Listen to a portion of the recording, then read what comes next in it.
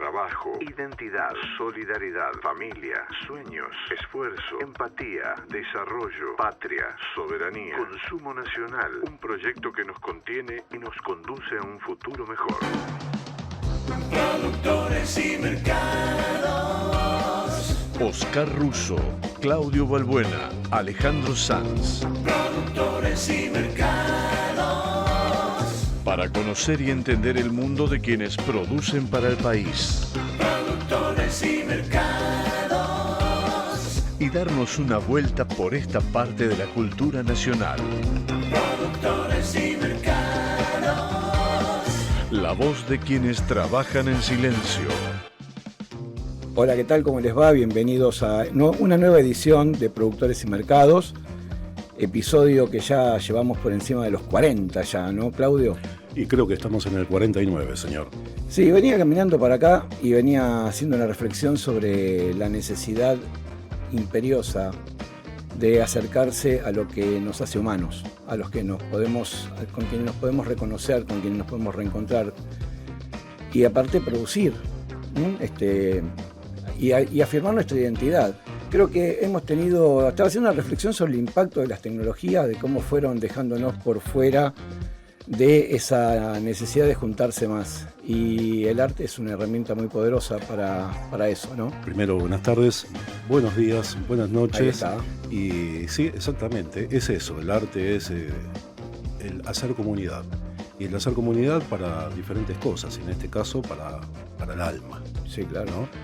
Entonces hoy vamos a tener una invitada apropiada para eso, Russo. Presentámelo bien. Bueno, vamos a tratar de hacerlo lo mejor posible. Usted sabe que a mí me cuesta esto, pero bueno. De lujo, ¿eh? Hoy tenemos en la mesa de productores y mercados a una licenciada en letras de la UBA, de la Universidad de Buenos Aires. Cuando había que estudiar fuerte, duro. Igual que ahora, Obvio. Estudió teatro en la escuela de Raúl Serrano. Cuidado ahí. Estudió canto, piano, flauta traversa, acordeón, clarinete. Es muy difícil todo eso, ¿no? No solo es difícil, sino que además Hacerlo bien es difícil, y en este caso esta persona lo hace bien. Bueno, dirigió varios espectáculos de una compañía teatral que nos va a contar.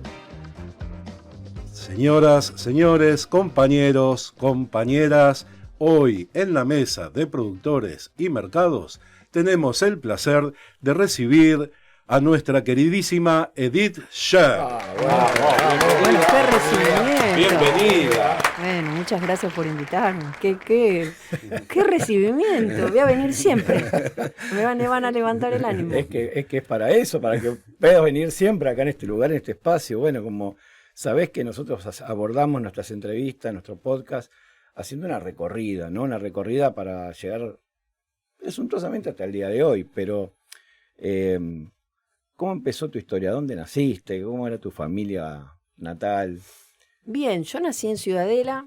Mis viejos tenían, sobre todo a mi viejo le gustaba mucho la música. Él era odontólogo del barrio, pero tenía una discoteca de aficionado, ¿Qué escuchaba? De vinilos. Escuchaba de todo, escuchaba tango, folclore, según él descubrió a Mercedes Sosa, porque cuando todavía no era famosa, él iba buscando canciones con fundamento, aquel primer disco de Mercedes, bueno, y muchas otras cosas, música clásica, música del mundo, también fue quien me hizo escuchar por primera vez a Silvio Rodríguez.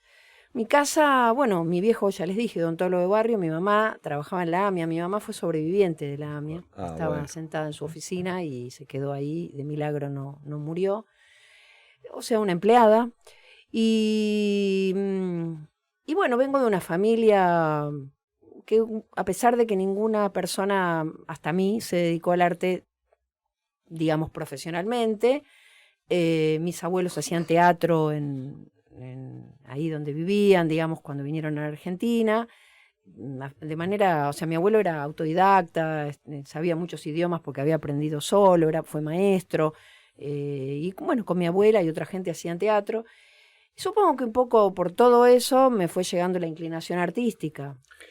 Todo eso fue lo que sos, la resultante de todo eso vivido con toda tu familia. Sí, es muy probable. Y después fui a fui a la escuela y el profesor le dijo a mi mamá que le parecía que yo tenía que estudiar música. Yo ya estudiaba en el barrio, estudiaba piano. ¿Cuándo fue la primera vez? Porque con esta presencia tan fuerte de la música en tu casa, con tu padre, digamos, ¿qué fue lo primero que te llamó la atención? ¿Qué instrumento? ¿A qué le viste la primera? Yo lo primero que estudié o que fui a estudiar fue piano y hasta el día de hoy es el instrumento con el cual, o sea, no soy una gran pianista, en realidad no soy, ustedes me elogian mucho, no soy una gran ejecutante de, digamos, de los instrumentos. Me arreglo con muchos, toco bastantes y me adapto a las situaciones y para la tarea que hago creo que me sirve. Pero los que tuvimos la oportunidad de verte en escena y escuchar lo que vos ejecutas, Y la vara está, lo haces muy bien. La vara está alta. Yo tampoco soy un gran músico, trato de defenderme, pero la verdad es que suena muy bien y lo haces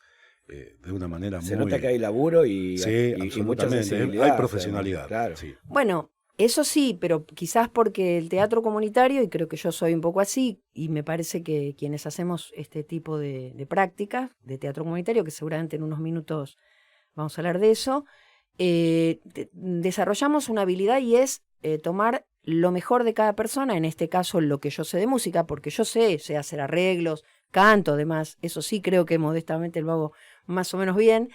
Pero me gustó siempre hacer arreglos y me gustó mucho hacer cantar a personas que no se dedican al arte y hacer actuar, y bueno, después supongo que hablaremos un poco más de eso, pero digo, yo primero estudié piano, pero después este profesor le dijo a mi mamá, y entonces empecé a ir a otro lugar, empecé a estudiar con O sea, mejores ahí profesores. apareció una vocación un poco más definida, era porque te gustaba, no porque no tenías nada que hacer y ibas, te Claro. gustaba.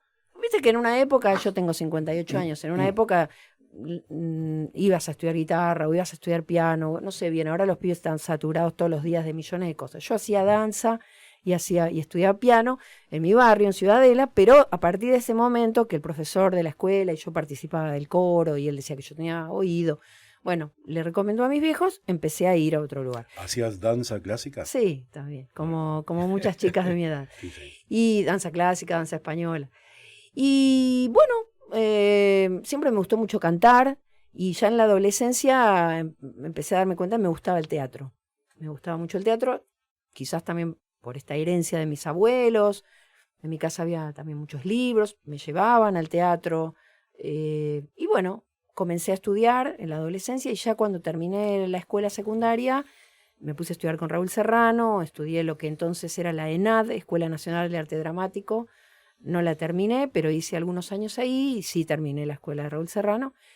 Y bueno, así fue viniendo mi vida. Mientras tanto entré a la universidad y en algún momento todo esto se juntó y nació el grupo de teatro comunitario. Hice teatro independiente también en el medio. Ahora venimos un poco más acá. Bueno, te recibiste en la universidad, pero además también fuiste conductora radial por un programa que tenía que ver con el teatro mismo. Sí, durante 5 años fui co-conductora de un programa, creo, modestamente, emblemático, porque en ese momento no había muchos programas de teatro, en FM La Tribu, que se llamó La Cuarta Pared, y por el cual pasaron muchos artistas. Tuvimos la suerte de tener, qué sé yo, me acuerdo, hacía un calor terrible en enero y ahí estaba Alfredo Alcón, y nosotros con las hueveras, que todavía en ese momento el estudio era precario en La Tribu. Bueno, qué sé yo, estuvo Pepe Soriano, Miguel Ángel Solá y muchísimos más que vinieron, Alejandra Boero, de los, qué sé yo, decenas que pasaron en 5 años. Y después conduje muchos años, bastantes años, el programa del Instituto Nacional del Teatro. Después estuve con Rómulo Berruti, ahí también, cuando él... Y quiere que la presentemos de una manera humilde. Y la verdad es que no hay manera, ¿no? Bueno, es parte de mi historia. No, me refería a que, qué sé yo, hay musicazos, ejecutantes de instrumentos para sacarse el sombrero, y yo sí toco varios y tengo esa habilidad que les decía. Sé con lo que tengo armar cosas potentes y sé armar arreglos de voces, y eso es verdad, pero no me siento una eximia clarinetista ni una extraordinaria flautista, por más que toque, ni una gran ejecutante de acordeón. Pero la pregunta casi es obligada, porque es una combinatoria de artes, una combinatoria de especialidades que conviven en vos, y que cada una debe haber hecho en un momento de tu vida, no solamente debe haber hecho presencia, sino también debe haber querido decir cosas. Por ejemplo, vos recién dijiste una edad, que es la misma que tengo yo, no la vamos a repetir, para guardar el 58. Y nacimos o sea, nos criamos durante un tiempo largo en la dictadura. Así y tuvimos esa cosa de salir con la primavera democrática, con Alfonsín y demás. ¿Cuánto influyó eso en toda tu mirada artística de producción? Porque era verdaderamente una primavera con mucha potencia. Es difícil decirlo. Francamente no lo sé, porque creo que todo se va juntando hasta que... O sea, no siento como que los momentos sean específicamente más importantes unos que otros. Siento que en algún momento, por alguna razón... Viste que cuando sos joven, no sé si a todo el mundo le pasa, si a ustedes les pasó, pero como que andás buscando y te parece que no sos esto, no sos lo otro, y para qué fuiste por acá y después fuiste por allá. Y un día empezás a darte cuenta que todo se te junta. Entonces la primavera alfonsinista, con Mi casa y los discos, con las inclinaciones teatrales que surgieron en la adolescencia, cuando empecé a estudiar flauta traversa, y todo se empezó a unir. ¿Por qué? Porque yo creo mucho en esto de tener un objetivo, y para lograr ese objetivo vas haciendo lo que tenés que hacer. Si tenés que formarte más, lo haces. No de formarte en abstracto. No es que me parezca mal, por supuesto, ¿no? Pero digo, a mí me incentiva mucho, y creo que es motor del teatro comunitario, el hecho de no pensar que vamos al ensayo a estudiar o a formarnos, sino que queremos hacer una obra entre todos. Ahora, cuando hablemos más de eso, les explico más. Y eso es motor de la acción. Y entonces un día te encontrás con que construiste algo con un montón de gente que antes no existía y la realidad se transformó. Eso a mí me motiva, o sea, pensar en un objetivo concreto. Y entonces creo que por ese motivo y por una necesidad profunda quizás que en algún momento tuve, todo eso, lo que vos me decís y las cosas anteriores que relaté, se unieron en pos de ese objetivo. No te contesté lo que dijiste, pero sí, creo que... Está sobrada la respuesta. Sí, está sobrada la respuesta. Muy bien respondida. Ahora, cuando nombraste 3 o 4 veces ya teatro comunitario, lo que marca una columna vertebral de lo que es su vida y de lo que es tu vida. Pero antes de seguir con todos estos viajes que vos hiciste por casi toda Latinoamérica, incluso llegaste a Holanda para llevar este arte, ¿por qué no nos contás qué es el teatro comunitario? Bien, sí, el teatro comunitario es un teatro de la comunidad y para la comunidad, de les vecines para les vecines. No es un teatro de profesionales que interpretan lo que la comunidad quiere decir y lo llevan. Tampoco es solamente callejero, porque a veces... ¿Hay una diferencia entre comunitario y callejero? Claro, porque el comunitario podría no ser callejero, lo que lo define es quienes lo integran. Bien. Y acá estamos hablando de la comunidad en toda su heterogeneidad, de edades, de, qué sé yo, de mirada política del mundo, de religiones y otras diferencias que pudiera haber. Con toda esa heterogeneidad hay que construir algo que nos exprese a todos los que participamos, y el rol de la conducción en ese caso me parece fundamental, un poco por todo lo que decía antes, porque hay que saber generar una síntesis poética de todo ese material. El teatro comunitario no es un copy-paste, digamos, no es, bueno, a ver, nos sentamos, hablamos, decimos cosas que queremos contar y entonces así las ponemos una tras de otra, sino que como todo proceso artístico, y el teatro comunitario no está alejado de eso, lo que hacemos es, bueno, pegar un salto hacia lo poético para que eso se convierta en un relato, no para que sea lo mismo que ya podemos sentarnos y hablar. ¿Arrancaste con estas definiciones o fue una construcción de mucho tiempo? Porque... No, fue una construcción de mucho tiempo. Me sonrío porque hace ya bastantes años publiqué un libro en 2011 que se llamó Teatro de Vecinos, de la Comunidad para la Comunidad, lo editó el Instituto Nacional del Teatro, y creo que para hacer ese libro tuve que pensar mucho, hablar con mis maestros, Ademar Bianchi, el director del grupo Catalina Sur, Ricardo Talento, que ya partió el año pasado, del Circuito Cultural Barracas, muy importantes en mi vida, ambos también, y con otros compañeros de otros grupos, y pues somos muchos los que hacemos teatro comunitario en Argentina, y a partir de eso generar una síntesis, y entonces por eso es que notarán que expreso con bastante síntesis lo que me preguntan alrededor del teatro comunitario, pues lo he pensado mucho y porque lo escribí. Al tener que escribirlo, Claro. se me acomodó mucho conceptualmente, más allá de que sigo pensándolo, ¿no? Porque es una práctica en permanente expansión, crecimiento. Y sos la segunda, me decías hace un rato que sos la segunda generación de lo que es el teatro comunitario argentino. Así es, porque hace 42 años nació el Grupo Catalina Sur. Si no lo vieron, Sí, claro. tienen que ir a ver. El Fulgor Argentino, Carpa Quemada, Venimos de muy lejos, las producciones de niñas. Es impresionante. La orquesta, todo lo que hace Catalina, es el grupo de titiriteros y titiriteras.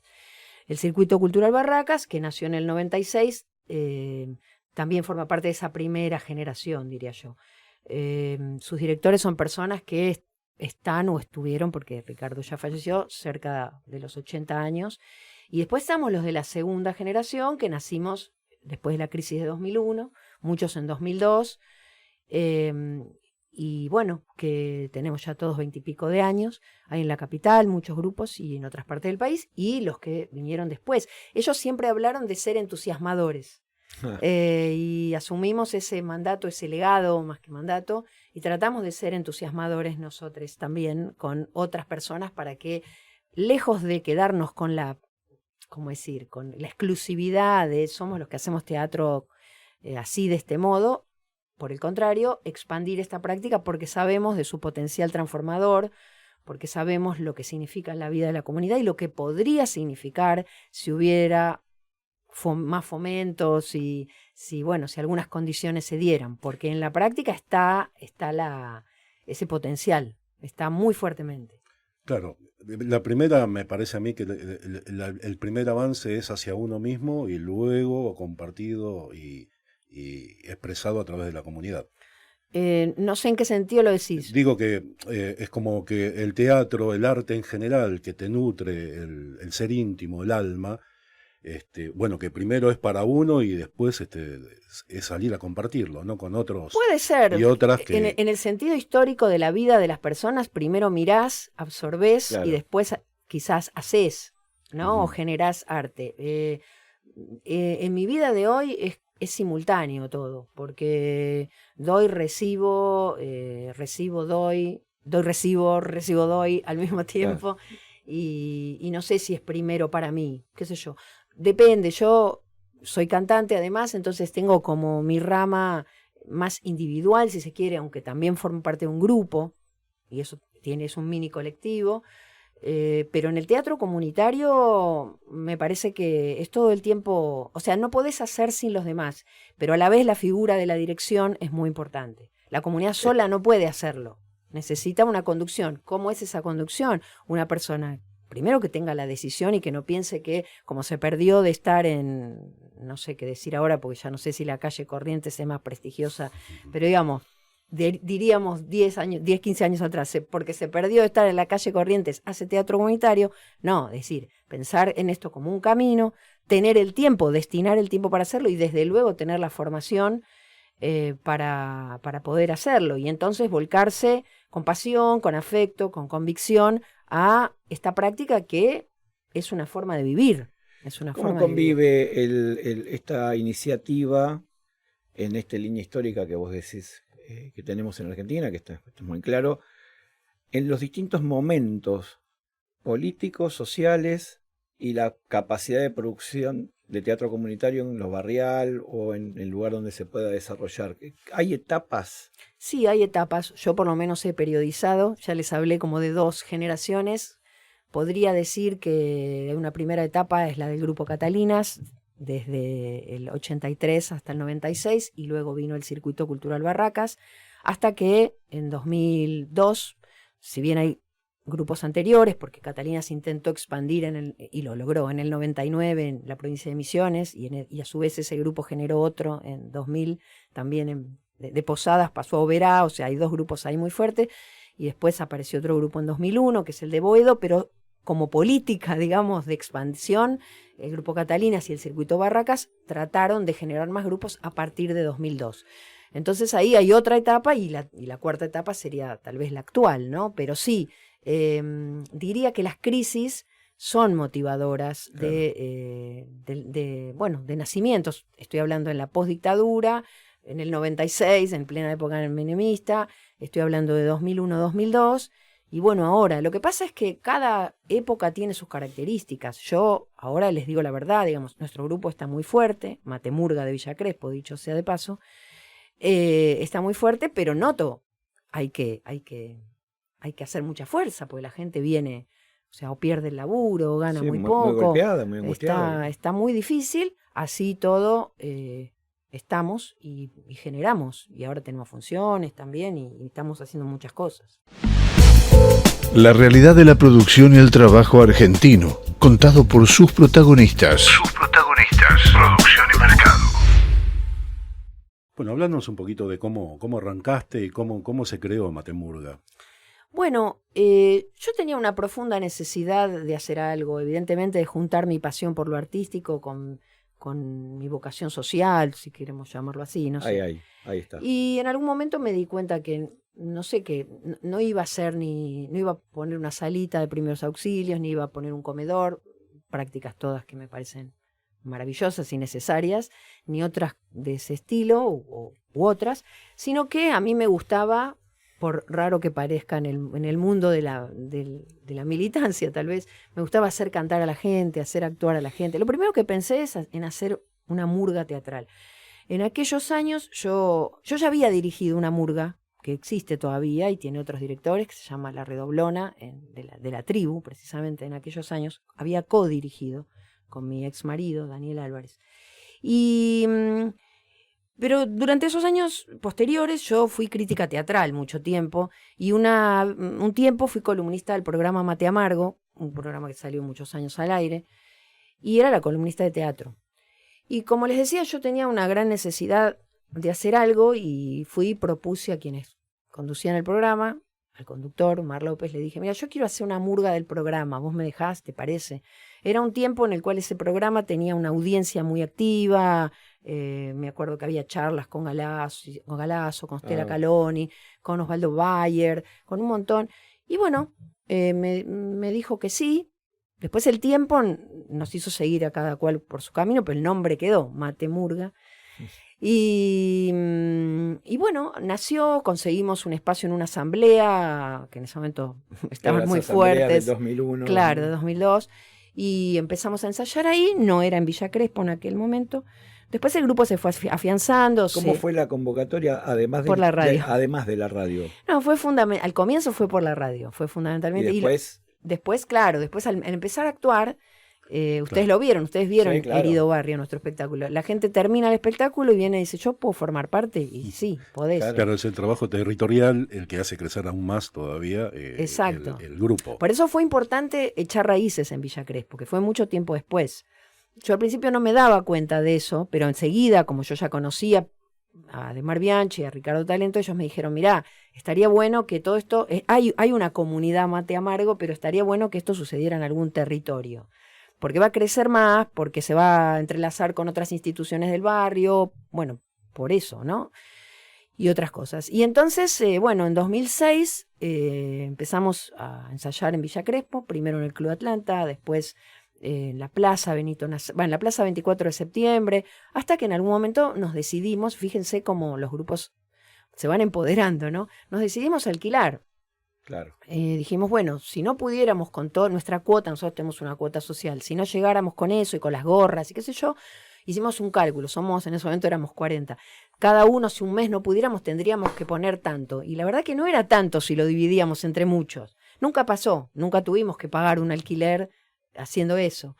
Sí sucedió que tal vez pedimos a veces hacemos vaquitas para esto, para lo otro, pero bueno, con el tiempo fuimos creciendo en organización, empezamos a presentarnos a subsidios de nación, de ciudad. ¿Siempre condujiste vos? Sí, siempre fui la directora, pero con el tiempo fui abriendo y ahora tenemos varias áreas de trabajo. Tenemos danza comunitaria, tenemos títeres y además empiezan a surgir necesidades, responsabilidades del área técnica, de sonido, de iluminación. Ustedes que vieron el espectáculo, bueno, ustedes lo vieron de día, hay pero... Hay estética, hay una dirección musical, hay un vestuario, es una obra muy fuerte. Muy fuerte. Muy fuerte. Por eso que combinar todo esto hace que el rol de la dirección sea fundamental, porque me imagino que conflictos debe haber. Sí, por supuesto, las dinámicas grupales siempre, o sea, los grupos de teatro comunitario no ¿Y están cuáles son exentos. esas tensiones que se habitualmente? ¿Cuáles identificas? Las más comunes, pero quizá un poco infantiles, son las diferencias, o sea, las competencias, porque es una sociedad que todo el tiempo, o sea, te invita a querer destacarte vos. Los egos. Sí, los egos, empujar a los de adelante a los de atrás para que adelante. Si yo los quiero más o los quiero menos, si los elijo o no los elijo. Parece una tontería y nadie lo admite que lo hace, pero digamos, estas cosas suceden. Y después otras cuestiones vinculadas a, bueno, a medida que crece una organización, también algunas personas que trabajan para la organización, lo decidimos hace tiempo y lo decidió el teatro comunitario, tienen que cobrar honorarios. Entonces, ¿cuáles son los criterios para cobrar? Bueno, y que todo sea muy transparente. Aparte es una organización casi como una cooperativa, digamos. Sí, es una asociación civil. Una asociación civil. Sí, Bien. sí. Pero digo, sí, tiene una forma jurídica. Y ese tipo de cosas. Después hay momentos que tienen más conflicto y otros que son más tranquilos, momentos en donde la gente está más cada una por su lado. Nunca es posible del todo así, porque si no, no funcionaría, pero hay momentos en donde es más así y otros en donde estamos todos más unidos. Es un grupo fuerte, bueno, y que genera afectos, vínculos también. En el fragor de la conversación me quedó una pregunta que te va a retrotraer un poco, pero sí creo que es necesaria porque incluso hasta a mí me interesa saberla. ¿Qué es la murga? Uh-huh. ¿Qué es una murga? La murga, bueno, es un género de carnaval que tiene sus expresiones fundamentalmente, digo, originalmente en el Río de la Plata, en Uruguay y en Buenos Aires, o Montevideo específicamente, aunque en Uruguay hay muchas ciudades y en Argentina también. Pero para mí es también un género teatral. O sea, en realidad es un género carnavalesco paródico, y más que paródico, satírico. Es decir, toma Claro. hechos de la realidad y los satiriza, los vuelve sátira. A veces parodia, que bueno, no importa, no voy a entrar en disquisiciones de lo que es la parodia y lo que es la sátira, pero digamos, es un género popular, que para mí tiene mucha teatralidad, y es musical también. Por eso al comienzo yo no le llamé teatro comunitario de Villa Crespo, le llamamos Matemurga, y después cuando empezamos a asentarnos en Villa Crespo, fuimos Matemurga de Villa Crespo, teatro comunitario. Y diría que hoy, si bien el teatro sigue siendo la práctica más fuerte, somos un grupo de arte comunitario. ¿Y en qué lugar exactamente tienen alquilado este lugar cultural para aquellos que quisieran arrimarse y ver Sí, lo que hacen? nosotros desde 2009 estamos en Tres Arroyos 555. Muchas veces hemos cortado la calle, es entre Honorio Pueyrredón y Rojas. También sucede que en 2003, en mayo de 2003, el Estado Nacional, aquel Estado, no este, digamos, nos cedió un predio debajo del viaducto General San Martín, Ajá. en el cual muy lentamente estamos tratando de construir nuestra futura sede y un teatro. Muy lentamente, pues nos tocó el peor momento, digamos, en muchos años, pero estamos haciendo. De todos modos, ya tenemos baños, cocina, estamos por consolidar la fachada, nos han donado un tráiler. Si alguien quiere donar cosas, este es el momento, anote, Por supuesto. síganos en Instagram y nos escriben, y en Facebook, y bueno. Pero, no, lo digo en serio, pues nos han donado muchas cosas y vamos a seguir. Ahora hemos recibido un dinero de algún subsidio y vamos a continuar. Entonces, es como que estamos funcionando en Tres Arroyos, pero también estamos tendiendo de a poquito, y a veces hacemos actividades ahí en la puerta del predio, en este lugar que queda en la calle Montenegro, entre Santos Dumont y Concepción Arenal. Anote. Montenegro entre Sánchez Dumont y Concepción Arenal. Cables, ladrillos, qué sé yo, lo que consigan nos va a servir, porque queremos hacer ahí un galpón para ensayar antes de hacer el teatro, y bueno, sería muy bueno conseguir. ¿Qué te pasó alguna vez cuando te encontraste con que en el grupo apareció un talento que además improvisa o que empieza a tener vuelo propio? Bueno, pasan muchas cosas. En realidad pienso que todo el mundo tiene algún talento, si querés llamarlo así. Como la estética del grupo, ustedes lo habrán visto, no nos lleva al protagonismo, sino a que en todo caso si hay un protagonista es el coro como personaje teatral, no solo porque Claro. canta, el pueblo, digamos que adquiere diferentes identidades. No hay mucho lugar para el desarrollo individual en esos términos. Es decir, porque todos arman su personaje, todos los personajes tienen una característica, su vestuario, su construcción. No es que es un coro de anónimos. Tienen un trabajo, metodológicamente hablando, ¿no? Les cuento, donde cada uno construye su modo de caminar, su modo de hablar. Hay identidades, hay construcción de personaje, pero no en términos de decir, bueno, vos vas a ser Hamlet, Claro. vos vas a ser Ofelia y el resto es relleno. Entonces muchas veces sucede que si hay gente que lo que está buscando es eso, bueno, si necesita otro espacio donde desarrollarse, le puedo decir, mira, fíjate si a lo mejor este es tu lugar. Generalmente no sucede. Y lo que yo trato es de que quienes son más lanzados, o porque hay diferentes habilidades, quienes canten muy bien pero por ahí sean tímidos, quienes actúen muy bien pero tal vez no canten tan bien, que cada uno pueda desarrollar pero en función del relato colectivo. Exactamente. Y eso, bueno, es un aprendizaje permanente en todo sentido, ¿no? En cómo, como me enseñó mi maestro Ademar Bianchi, en cómo sobrevolar las pequeñeces y concentrarse en lo importante, en cómo aprender a mirar qué tiene cada persona y tratar de que lo desarrolle en pos de este relato colectivo. O sea, construir un relato colectivo no es poco, no es poco. Tiene que ver con una mirada de mundo, de un grupo humano, desde un territorio. El teatro comunitario abreva en la memoria, de diferentes maneras, no necesariamente tiene que contar la historia del barrio ni la historia del país, puede hacerlo también, pero ustedes, bueno, vieron Herido Barrio, de alguna manera toma una cosa que parece, una cuestión que parece pequeña, pero que tiene que ver con los rotos que estamos como sociedad, digamos, ¿no? Ya no se sale a la calle ni para Navidad, a compartir con los vecinos, ya cada uno encerrado en su casa, bajo 7 Es un llaves. verdadero cuadro de época, sin ninguna duda. El que lo ve queda impactado justamente por esto, parece. Y sobre todo los que tenemos esta edad, ¿no? Claro. Yo soy un poco mayor que ustedes, pero yo me acuerdo cuando era chico, los vecinos salíamos a la Sí, sí, calle se armaba, en bueno. las fiestas y compartíamos alimentos Sí, sí. y alguna bebida Y y aparte algún los juego. bailes en la puerta de las casas, donde venían todos. Se armaban. Y de alguna manera es una especie de meta obra, porque habla del teatro comunitario. El teatro comunitario es eso también. O sea, la obra habla de lo que nos sucede como sociedad, específicamente en nuestro barrio y en los barrios de la ciudad de Buenos Aires y quizás en otras grandes urbes, porque cuando estuvimos en Oporto, por ejemplo, en Eso te iba a Portugal. preguntar. Ahora les cuento, hablo mucho, ¿no? No. Pero adelante, hablo a adelante. toda velocidad.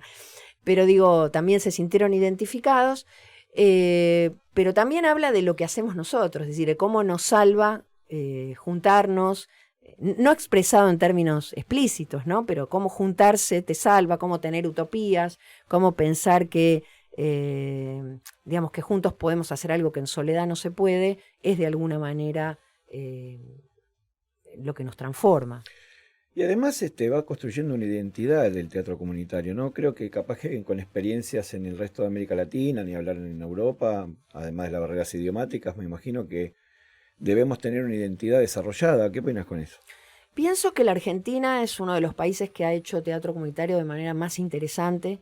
De hecho, en casi ningún lugar se hace así, con grupos tan multitudinarios, sino que además con generaciones mezcladas. Muchas veces se hace teatro para jóvenes, para niños, o se va a un barrio y se interpreta, como yo decía antes, la problemática. Si hay violencia, entonces se habla de eso. O se hace teatro foro, que es otra práctica, no es comunitaria, teatro del oprimido, que también es muy valiosa, pero es otra cosa.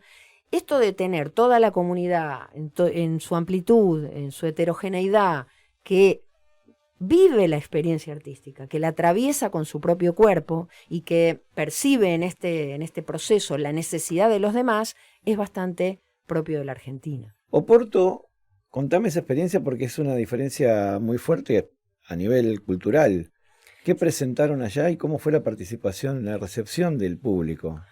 Bueno, presentamos Herido Barrio, que es este espectáculo que ustedes vieron, que es de alguna manera este deseo de la comunidad de juntarse en una cena en la vereda.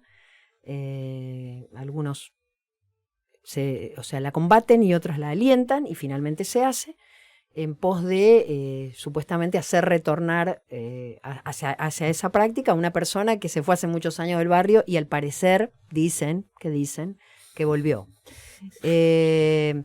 Bueno, y la verdad que fue asombroso porque en Oporto lo hicimos en una plaza de Alegría, en un barrio, el barrio Bonfim, que bueno, fue una experiencia increíble porque además al mismo tiempo hicimos un taller, construimos unas escenas con ellos en pocos días y entonces también hablamos de la fiesta de San Juan, de ellos, entonces también para nosotros fue interesante porque recibimos algo de la comunidad de allá y además vimos bastantes similitudes. Bueno, está bien, Portugal no es... Uy, perdón. Portugal no es Alemania, qué sé yo, no es Holanda. Claro.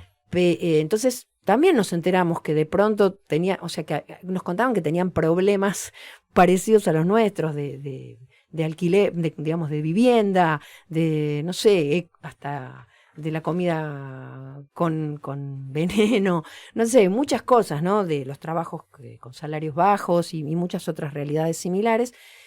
Y bueno, la gente lo disfrutó muchísimo, después nos comentaba sobre la obra, evidentemente. Yo les había indicado a los compañeros que hablaran lo más lento posible, pero de todas maneras ellos entienden el español.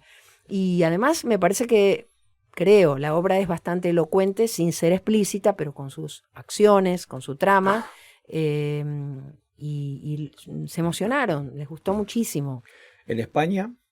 En España no llevamos Herido Barrio, sí he ido yo a dar talleres muchas veces y me ha pasado, en general en Europa he sentido esto, en algunos lugares fue más difícil desarmarlo y en otros no, y es que no se lo pueden imaginar. O sea, me acuerdo que en 2012 fui a dar un taller a través de la Universidad Autónoma de Madrid y fuimos a unos barrios... Perdón.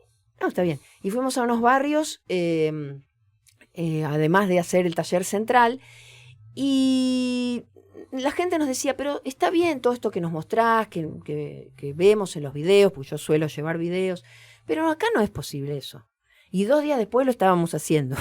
O sea, hay que rascar un poquito y aparece esa humanidad y esa necesidad de hacerlo. Detrás de todas las armaduras que uno se hace con la vida diaria y con los problemas diarios y con los problemas políticos, económicos, sociales y todo, siempre encontrás un alma, siempre encontrás un corazón que se brinda y que quiere fluir, ¿no? Sí, además hay algo en lo colectivo que emociona. Muchas veces a nosotros nos han invitado, qué sé yo, a actos de derechos humanos, o actos en el barrio, por el 24 de marzo, y nosotros muchas veces cantamos, o sea, y hacemos cantar a las personas presentes. Y esa ceremonia de cantar con otros, podría ser una escena, lo que pasa que en esos contextos no es tan fácil, pero sí en los talleres o seminarios que doy, hay algo que se produce del descubrir que con otros se puede construir, que es muy potente políticamente, no partidario, pero sí políticamente, porque las personas inmediatamente se empoderan. Por eso yo digo, el arte es una práctica transformadora en sí misma. Claro. Es cierto que es herramienta, como ustedes dicen, pero yo la vivo principalmente como una práctica que es transformadora en sí misma. Por eso que este impacto que vos comentás, cuando la gente se empieza a animar en España, ¿no? Bueno, yo lo asocio directamente con todo lo que sucedió en España con el franquismo, con lo que quedó de esa época, y el poder del teatro comunitario como una herramienta o como una actividad transformadora, que parece como que no tuviera límites. No tiene, yo creo que no tiene, porque justamente ante cada nuevo desafío de un espectáculo nuevo, el imaginario se abre otra vez y otra vez el entusiasmo se activa, y con los espectáculos que ya los grupos tienen, siempre también hay cambios, transformaciones, porque entran otras personas y le imprimen una leve diferencia, y siempre se puede seguir mejorando, no tiene límite, o sea, no se agota, porque lo creativo no tiene límite. Claro. En España ya existe una pequeña red ahora. Muchos grupos tomaron... Tuvieron que ver con tu experiencia. No solo con la mía, con otros que han viajado, pero digamos tomaron el teatro comunitario argentino, y otros no, nacieron ahí y son un poco diferentes. Pero lo que sucede en Europa también es que muchas cosas las tienen dadas, o sea, que sin subsidios no se mueven. Acá nosotros, o sea, yo cuando empecé en ese comienzo que les relaté hace un rato, no teníamos nada, teníamos la suerte que la asamblea nos daba el espacio para ensayar y empezamos a tener nuestra cuota social, como si fuera un club, una pequeña cuota. Obviamente quien no pueda pagar igual puede estar en el grupo, pero bueno, tratamos de entre todos tener ese colchoncito y con el tiempo recién empezamos a tener y a presentarnos a subsidio y a que nos reconocieran. Práctica que por otra parte recomiendo a cualquiera que desee hacer algo así porque, porque nos tienen que reconocer. Nosotros hicimos esto, mírenlo, digamos. El teatro comunitario tiene una capacidad transformadora realmente potente. No sé si tan vista, tristemente no sé si es tan vista, pero es la capacidad transformadora. Cada productor tiene una historia y cada historia una vida que lo hizo posible. Producción y mercado. En el país donde pudieron hacer escuela o en algunas provincias. En el país hay muchísimos grupos, hay como 50. Bien. Hay en provincia de Buenos Aires. ¿Se organizaron todos ustedes como para poder armar algo más fuerte? Que sea Tenemos una red, la Red Nacional de Teatro Comunitario, que no tiene personería jurídica, pero existe como tal. Y que comparte, como decía Ricardo Talento, las medias corridas también, ¿no? No solo los logros. Mirá, a mí me pasa esto. En una época bromeábamos y decíamos, bueno, ¿vos a quién vas a consultar? ¿Al doctor Bianchi o al doctor Talento? Entonces, bueno, nada, ellos nos aconsejaban, nos contaban lo que ya les pasó, nos transmitían y ahora también lo hacemos nosotras con los grupos que están naciendo, siguen por suerte naciendo grupos. Y bueno, hacemos eso, compartimos, fomentamos todo el tiempo esta práctica que no es competitiva. Parece y como construye. si fuese a contramano de la historia, ¿no? Una vez más. Sí. Por eso queríamos que estés con nosotros, porque fue muy fuerte esto para quien lo escuche seguramente, entre los que están muchos que nos acompañan, pero lo que queremos es que llegue a los que no nos acompañan.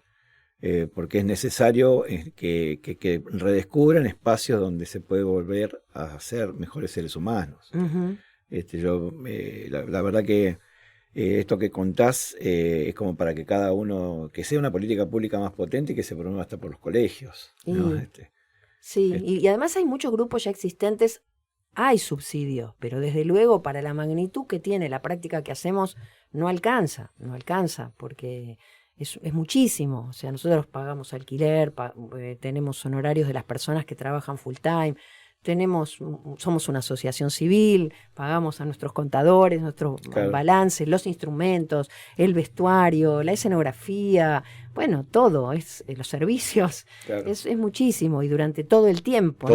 Todo sale de esa cuotita y de las gorras y de los espectáculos y de los subsidios también. Y de los subsidios que recién lo dijiste. Pero que no son automáticos. No, lógicamente, obvio, hay que luchar mucho por un subsidio. Sí, hay que presentar correctamente, hay que aprender a hacerlo también. Pero bueno, hemos generado también esas especializaciones. ¿Cuáles son las próximas presentaciones que tiene Matemurga? Bueno, no sé cuándo va a salir esto, pero el domingo próximo estamos en el Espacio Cultural Julián Centella a las 5 de la tarde. Es a la gorra, así que vengan. Vamos a ir. La semana próxima, es decir, el sábado 18, nos invitó la cooperadora de una escuela, que ahora no me acuerdo cómo se llama la cooperadora, perdón, pero queda en Venezuela y Sánchez de Loria. Va a estar en nuestras redes eso después del domingo. Y después en noviembre tenemos función de otro espectáculo que se llama Falta el Aire, que es posterior a Herido Barrio, que lo vamos a hacer, ese no va a ser en Ciudad de Buenos Aires. ¿Ese ya lo presentaron en Sociedad? Sí, se estrenó al final de la pandemia. Bien. Cuando salíamos, digamos, de la pandemia. Y tenemos una película filmada. Sí, sigo hablando, tenemos discos, tenemos libros, tenemos una película filmada.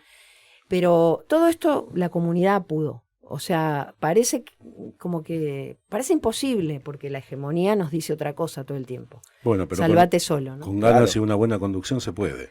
Sí, y con la colaboración de muchos compañeros que se van entusiasmando y asumen tareas.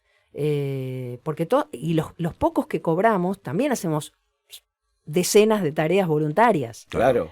Eso siempre es así, todos cargamos y descargamos, hay que hacer la difusión y la prensa, hay que presentarse a los subsidios y bueno, hay que cocinar para la cantina, hay que hacer muchas cosas Y bueno, es un pequeño milagro, no exento de dificultades y a veces de discusiones, pero lo es. Y así que bueno, eso, y vayan mirando nuestras redes, síganos en las redes. Ahí está, justamente los estaba por dar. En Instagram es Matemurga, en Facebook Matemurga Villa Crespo, Instagram Matemurga, @Matemurga, y en Facebook Matemurga Villa Crespo. Ahí van a tener al momento todos los días las próximas presentaciones.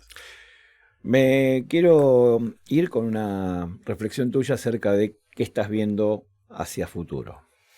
Qué difícil, y para decirlo rápido. Tómate el tiempo. La verdad es que de momento es muy difícil vislumbrar un futuro luminoso por lo que estamos viviendo. Veo algunas señales, pero bueno, es difícil. Yo siempre me refugio mucho en estos conceptos, en la misma tarea. A veces parece mentira. Esta mujer piensa que haciendo una canción va a transformar. No, ya lo sé. Ya sé que no, pero digo, creo que todas esas tareas, si las hacemos con convicción, con deseo de transformación, van generando un cambio cultural. Desde luego que si hablamos de lo que está por suceder inmediatamente en un sentido político, francamente no lo sé. O sea, sí creo que esto que estamos viviendo se cayó, se está cayendo, se le están cayendo todas las máscaras. Es un horror, es muy difícil luchar en la vida diaria con esto que está pasando, por todo lo que dije, digamos, por lo contrario a todo lo que dije. Quiero decir, porque es individualista, porque es cruel, porque, bueno, no. Pero ¿qué va a pasar en el futuro y cuándo va a pasar? Y cuándo esta subjetividad que yo tanto trato de alimentar va a ganar terreno, porque en definitiva esto es una batalla, ¿no? Esto, por el sentido de las cosas, no lo sé, no lo sé. Ojalá que pronto. Pero estás haciendo algo todos los días para que sí lo sea. Sí, eso es cierto, eso es cierto. Este es el valor importantísimo. Y que debemos destacar, resaltar, distribuir, hacer llegar a la gente.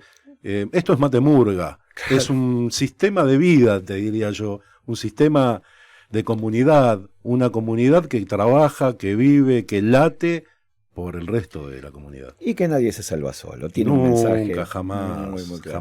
jamás nadie se salva solo, y es cierto.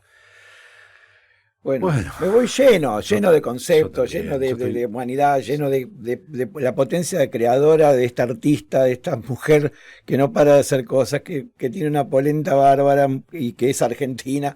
Y déjame ponerme colorado con la banderita, pero lo tengo que decir. Y eso que no hablé nada de lo que me gusta cantar y todo eso. No hubo tiempo, hablé tanto de teatro comunitario. Bueno, pero estamos atentos a una próxima visita. Pero si vas a cantar y lo vas a hacer públicamente, por favor, pásanos todo lo que vas a hacer. Sí, el 13 de noviembre, que es un jueves, voy a estar en La Paila. No sé si conocen La Paila en Palermo, la calle Costa Rica. Y bueno. Porque queremos ir a verte. Y vengan. Claro, ahí vas a tener que publicar todo lo que vas haciendo, si nosotros lo vamos a distribuir con todo gusto. Bueno, se los mando. Qué placer, qué cosa hermosa. A mí me hablan de arte y yo me quedo boquiabierto. Usted habrá visto, sí. Ruso, me llena el alma de verdad. Y bueno, y es el lujo que tuvimos hoy en esta mesa. Totalmente. Compañeras, compañeros, señoras, señores. ¿Viste cómo es? Estamos contentísimos de haber tenido hoy en este nuevo episodio del podcast de Productores y Mercados a la dramaturga, a la licenciada, a la docente, a la cantante, a la mujer. Edith Sher. Qué grande, gracias por venir. Gracias, muchas gracias Valentín Catarán por el control técnico. Y a FM La Patriada por estos espacios que siempre nos brindan. Gracias a todos ustedes por escucharnos y seguirnos. Y no se olviden, en Instagram, @Matemurga, @Matemurga, y en Facebook, Matemurga Villa Crespo, a disposición de todas, todos y todes. Bueno, muchas gracias. Y así llegamos al final de nuestro programa. Hemos explorado los hechos relevantes y las historias de los indispensables, de esas personas que están detrás de cada producto. Los esperamos nuestra próxima emisión para compartir otro viaje de productores y mercados. Seguinos en nuestras redes y escuchá nuestro podcast Productores y Mercados por la plataforma Spotify.